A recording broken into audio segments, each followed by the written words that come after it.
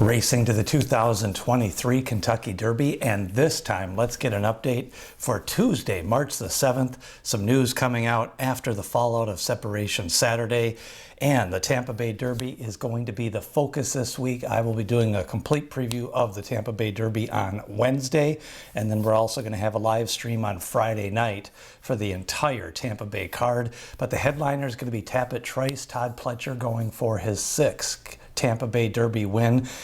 Prairie Hawk for Safi Joseph, Groveland for Godolphin Blue, Classic Car Wash, Classic Legacy, West Coast Cowboy, Zydeco, the Pasco Stakes winner. It looks like we could have a field of 9 or 10 horses for Saturday's Festival of the South Racing at Tampa Bay.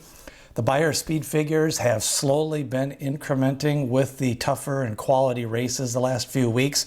The latest numbers show Practical Move with a 100, Forte with a 98 in his Florida Derby prep and his Fountain of Youth win. Arabian Night with a 97 back in the Southwest, Instant Coffee, Hit Show, and Angel of Empire. So we kind of have two groups of horses. We have those top three, Practical Move and Forte, along with Arabian Night, and then we have the next group of three with the Tampa Bay Derby coming up this weekend, and then we go to the Louisiana Derby, and then all of the final round of preps. Now Forte, he has come out of his Fountain of Youth victory good. He is going to now point to the Florida Derby. We could get a matchup of the top 4 finishers in that Florida Derby. Of course, Forte building up on his resume. One of the more complete resumes we've seen in the last couple of years. Of course, he won the Fountain of Youth, the Breeders' Cup Juvenile, the Keeneland Futurity, and the Hopeful Stakes. And next up is the Florida Derby. Now, the big news with Forte is Irad Ortiz, a heady ride on Saturday in the Fountain of Youth. Ortiz, of course, one of the leading jockeys in the country, still looking for that first Kentucky Derby win. Now, he has ridden on 6 different horses starting in 2014. And, of course, he had Uncle Si at 31-1. Finished 16 lengths behind. My Man Sam was another long shot, 20-1.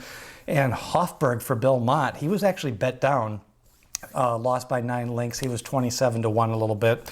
Improbable for Bob Baffert. That was his best chance according to the odds. He was 4-1, only lost by 3 lengths, was right there at the top of the stretch. Known Agenda and Mo Donegal, both of those were Todd Pletcher horses.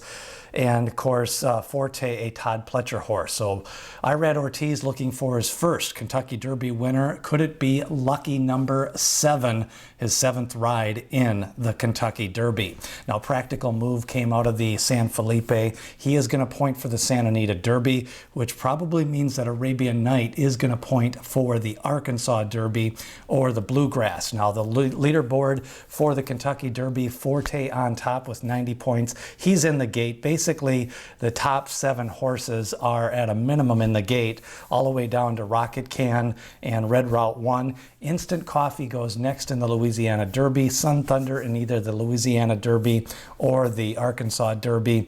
General Banker continuing to earn points. Let's see if he goes to the Wood Memorial. And then in the Kentucky Oaks, Wet Paint still leads the leaderboard with 70.